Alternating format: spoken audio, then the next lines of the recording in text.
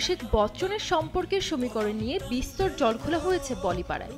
শোনা গিয়েছিল বচ্চনদের সঙ্গে এক ছাদের নিচে থাকছেন না অভিনেত্রী, এমনকি এই তারকা দম্পতি বিচ্ছেদের পথে হাঁটতে চলেছেন বলেও খবর রটেছিল। একই সঙ্গে অভিষেকের বিরুদ্ধে পরক্রিয়ার অভিযোগ উঠেছিল।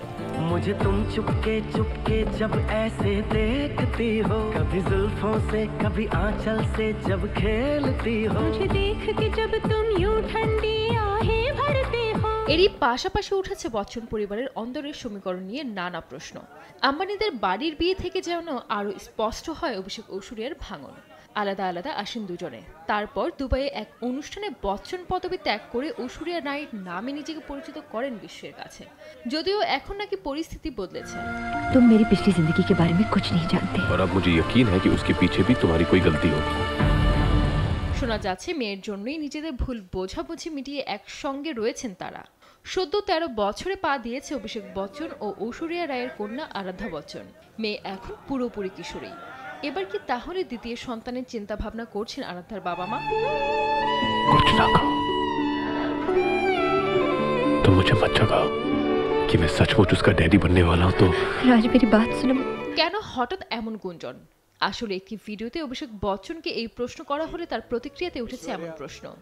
রিতেশ দেশমুখের শো কেस्तो বানতা হেতে অভিষেককে এমন প্রশ্ন করা হয়েছিল।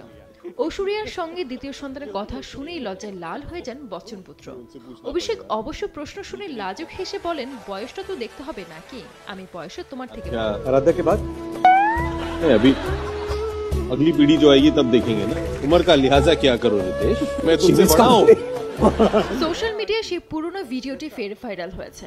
সেখানে দেখা যাচ্ছে রিতেশ দেশমুখ অভিষেককে বলছেন ঐশ্বরিয়ার সঙ্গে তাদের দ্বিতীয় সন্তানের প্ল্যান নিয়ে।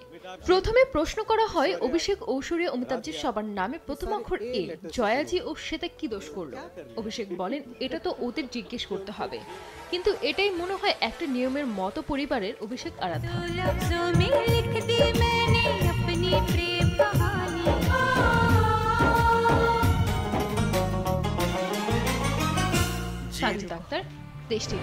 गलती तो हमेशा औरत की होती है ना?